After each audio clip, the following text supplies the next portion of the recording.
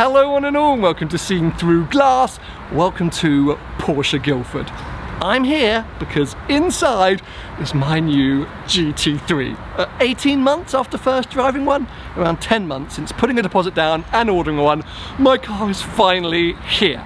And look, I don't want to beat around the bush, I don't want to waste any more of your time, any more of my time. We're going to head inside and check this car out.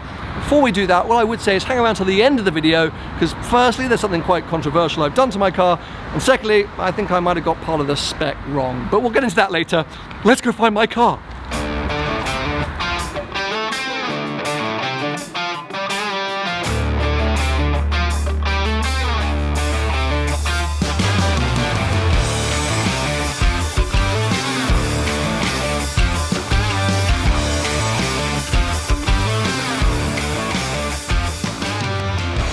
So this is actually the first time that I've seen this car in the flesh as a kind of complete package. I did sneak down here to Guildford when the car first turned up, but there are a few things that we've done to it since then, which I'll get into in a second. But I mean, look at this thing. That is my GT3.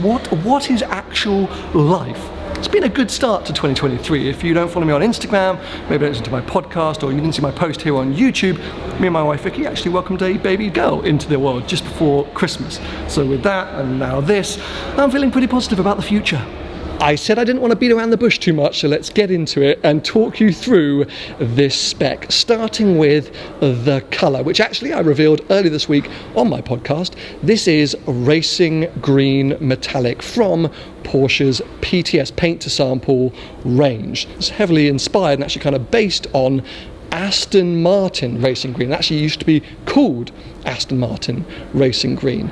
I fell in love with it because, well, it's this kind of like silvery, light, desaturated green, a green that I hadn't really seen before on Porsches. Having said that, having a green 992 GT3 isn't exactly anything different. It feels like every single Paint to Sample 992 GT3 has been green over the last 18 or 24 months. Green has become so popular that, well, I kind of was over it. I was a bit like, kind of done with green cars.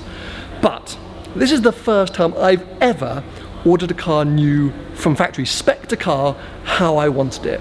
Whilst I was kind of battling with the fact that I was like, oh, green's kind of done, every Porsche I've had before this has ended up green, and I do love the colour green. So I was like, maybe I should stop overthinking it and just spec the car the way I wanted it. So I started to research historic Porsche greens, just to see if there was one shade out there that maybe I hadn't seen yet or wasn't aware of, which is when I actually stumbled across Ice Green Metallic, which used to feature on the 930 Turbo, which you can see behind my GT3 on the wall. It was a very light, very pale, very silvery green. I did inquire about that colour, but that's from the PTS Plus range, which was another £10,000 and an additional 6-month waiting time. I wasn't keen for that.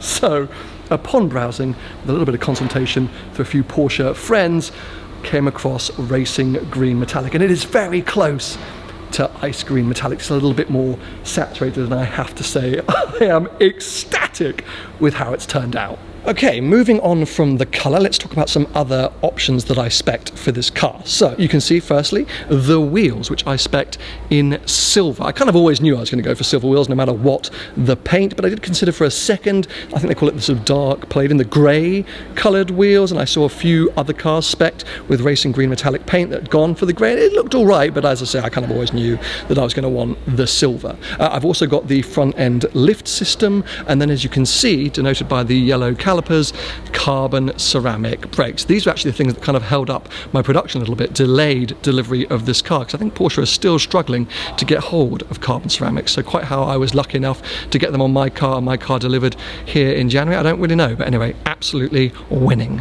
There's not much more else to show you on the outside of this car, because I didn't actually tick many of the exterior options. As you can see, there's no carbon fibre roof, actually no carbon fibre trim anywhere on the car. I'm not a huge fan of extra carbon fibre, and I don't think the GT3 really needs it.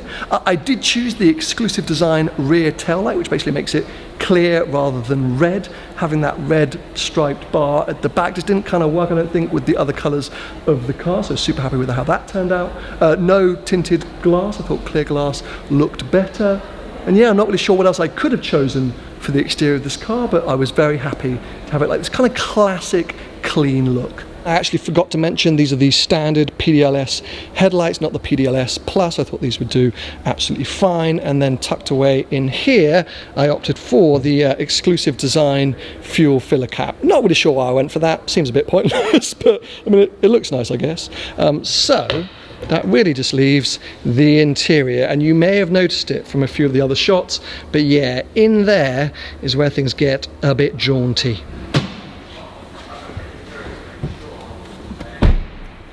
This is the very first time that I've sat in my new 992 GT3. Just give me a moment. I'm trying to be present today. Over the years on this channel, I've been able to collect some amazing cars, but because I'm filming, I often don't take in the moment, and I just need 2 seconds to take in the moment. Right, lots to talk about in here. I don't think I revealed much about my interior choices, so I can do that now. Manual gearbox, I did definitely reveal. Super happy with this. I did do a back-to-back test of a PDK and a manual GT3, and yeah, it confirmed what I already thought I would do, which was to go for the manual. Over and above that, well, apart from the Pasha, which we'll come back to, let's talk about the actual seats themselves, because they are the comfort seats. In Porsche language, these are actually sport seats, but people call them the comfort seats because they're not the buckets. I actually kind of hate Porsche bucket seats. I find them super uncomfortable to get in and out of. Kind of going to use this car as if it were a touring. I'm going to be doing endless track days, so I really didn't feel the need for bucket seats, just like I didn't feel the need for a roll cage. I've got no Club Sport package in this car, no fire extinguisher, etc, etc. I wanted it to be this kind of clean, usable, almost dailyable GT3. Extreme, I know, but that's the kind of vibe I was going for, this super clean and classic spec. I did go for sports chrono, which gives me that little slightly pointless but good looking clock. Aside from that, I'm trying to remember. Oh yes, silver seatbelts. Hello, this is actually a throwback to the Carrera T that I did drive the world in. Did we go for the black brushed interior trim? I think maybe we did. Something that Russell from Guildford actually recommended, which I'm super pleased he did, is this, the Racetex sun visors. Now, Racetex is essentially Alcantara, and in the GT3 you get an Alcantara or Racetex headlining, except the sun visors, which they leave in leather, and it's kind of odd. So he suggested we put them in Racetex, and it looks really good. I'm glad he did.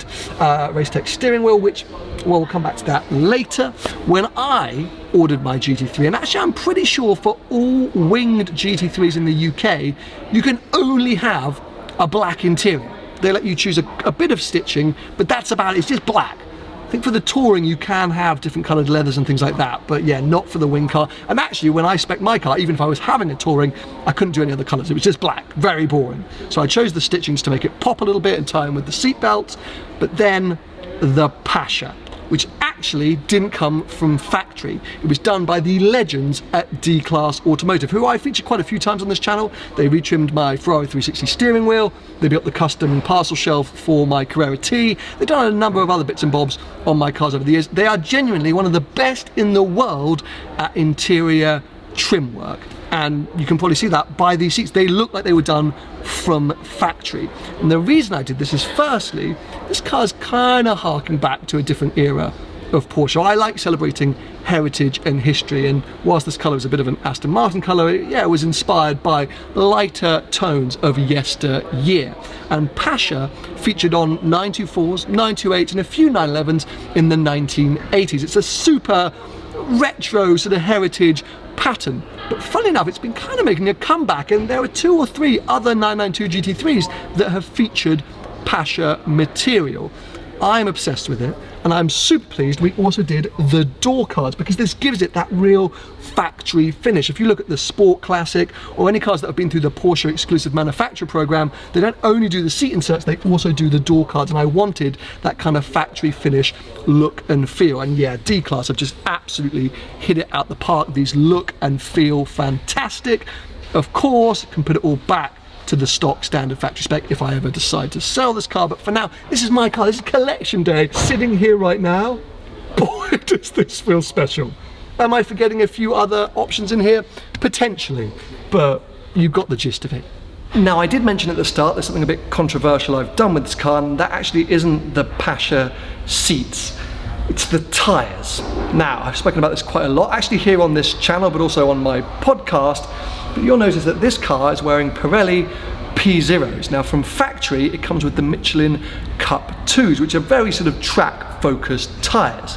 Last year, I drove a 911 GT3 and GT3 Touring back to back, and whilst they are mechanically identical, there was some kind of difference in the on-road experience, and the only explanation was they were on different tyres.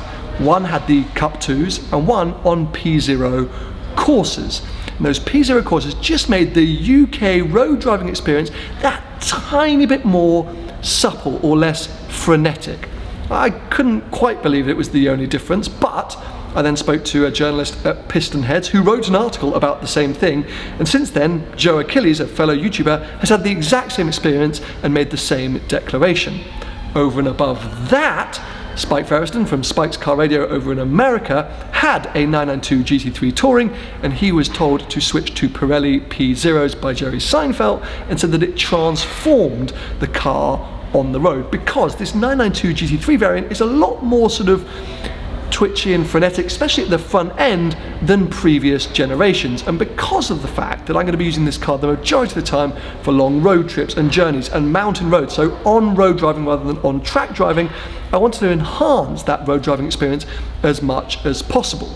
Now, initially I was going to go for the P0 courses, but firstly it's winter, and secondly it was actually Spike who said the turbos P0s are just a step further in road compliance. Obviously I'm reducing a certain amount of this car's performance and abilities, but as I say, whilst it's cold and damp and wet, I'm going to be super pleased with this choice. You can also go for the Michelin Pilot Sport 4S, the PS 4S. I've heard great things about those, but I've heard the road noise is slightly higher. These should give me a slightly quieter cabin.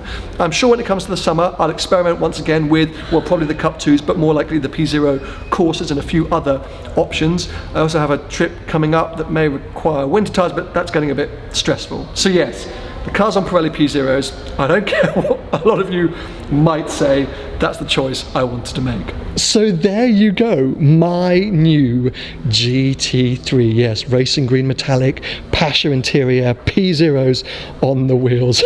I just want to get in this thing and drive. But I did mention at the beginning that I did think I might have got something wrong when it comes to the spec. And actually, now being with the car, I think I might have got two things wrong.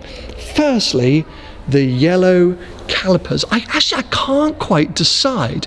Since I had a sort of sneak peek at this car when it first arrived, I've been sitting at home going, oh, maybe I should have optioned the black calipers. Maybe there's not enough sort of yellow elements of this car. Maybe they stand out too much. But now seeing the car as a whole package here in the showroom, I'm kind of coming around to them again. So I'm not going to make any rash decisions, but at some point I may look to change those calipers to black. The other thing, I've actually got to come all the way around back to the interior, is the steering wheel, because yes, currently it's this kind of race tex or Alcantara material, which I'm not a massive fan of, because I often find that over time it gets a bit gunky and sweaty, especially if you're on hot weather driving. And I'm planning to take this car into Europe in the summer, maybe some other locations where it's going to be hot. It just gets really sort of mucked up, so I may look to get D-Class to retrim those, or retrim that steering wheel to leather. But small things that, you know, I've got to live with the car to really figure out.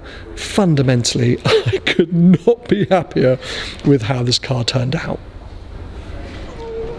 Right, I'm going to start up the GT3 for the very first time. I've got the key out. I don't even need the key because it's got the kind of like, what do you call that? Start. I don't need the key. Here we go. Hold on a sec. Ignition. And we're actually going to move the car into the showroom just to do a few more shots. So moving my car for the first time with the camera in hand, probably not the best idea.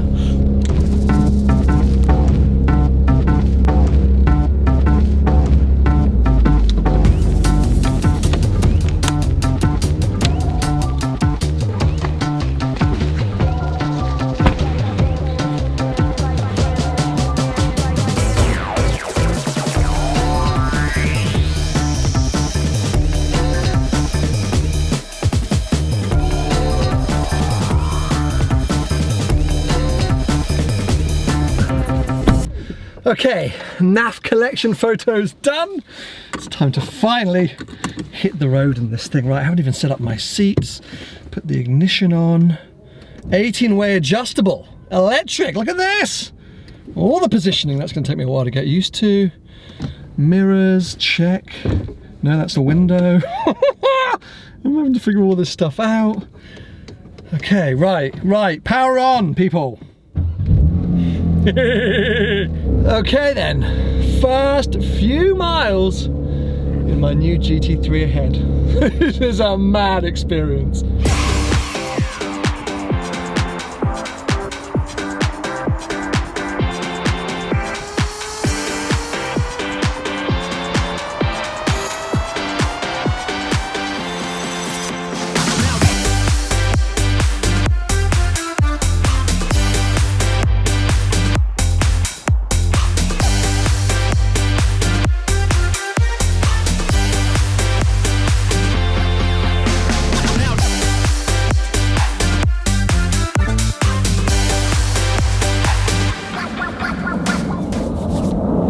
I've got to be honest, it really hasn't sunk in yet that that is my car. I know I said I wanted to try and be present during the collection experience, but it's so hard to be present when I'm filming. Obviously I want to document this experience, I want to share this experience with you, but it just takes me away from the actual moment. So it's going to take a few days and weeks and a few miles to really start to bond and form a connection with this car. Well, to realise it's a physical thing rather than just an image on my phone as it has been for the last 10 months. So I'm not going to waste any time. I'm going to get straight into the adventures with my GT3 so I can start to form that bond. If you don't know, the 992 GT3 does have a sort of formal running in period. I think it's like 950 miles where they advise you to only go up to 6,000 RPM rather than the 9,000 RPM red line. So obviously we want to get those 950 miles done as quickly as possible. And originally I was going to do that by heading down to the GP Ice Race event in Austria. But super sadly for the amazing team who are trying to put on that event, it's been cancelled because there was just not enough snow in that part of Austria. I am absolutely gutted for them, but I'm confident 2024 will be GP Ice Race's year and we'll be there in the GT3. But it has meant I've been left kind of trying to figure out where else I could go with this car to break that kind of 950 mile run-in period. I do have a slight dilemma where at the moment I've got the kind of wrong sized winter tyres, but I think I've figured that out. Essentially, next week you will see a video breaking the first 1,000 miles with this car. I just don't know where to or how or why. Got to figure all that out, but it's going to be exciting. It's going to be an adventure and it's going to be the start of many adventures with this car. I am not worried about mileage with this GT3. I am not thinking about resale value. I'm just thinking about where I can go, where I can take it, what I can do with it. And if you are a sort of Porsche enthusiast or just someone who's familiar with GT3 specs, you would have been made aware during this video that whilst this car does have a wing, I have basically spec'd it like a touring. It's got those comfier seats, no roll cage, no fire extinguisher, etc, etc, because yes, as I've said already in this video, I'm gonna tour with it. And I actually think the 992 looks better with the wing. That rear diffuser, it's a bit too aggressive on the touring. So, I mean, look at this thing. It's actually semi-emotional for me. It's overwhelming. Whilst it hasn't sunk in, it's an overwhelming moment, and what a perfect day to have collected it. So I hope you feel it's been worth the wait. I did kind of drag out this whole GT3 thing, didn't I? So maybe you've all got a bit bored now and switched off. But for those of you that have stuck around in this video and throughout this kind of storyline, I hope you're excited and pleased, maybe. I mean, I don't really care, it's my car, who cares if you like it or not? But I hope you're excited for the adventures with it ahead, because as I said, there will be plenty starting next week to somewhere, somehow. So subscribe now, turn on notifications, give this video a thumbs up if you're pleased that GT3 has finally arrived.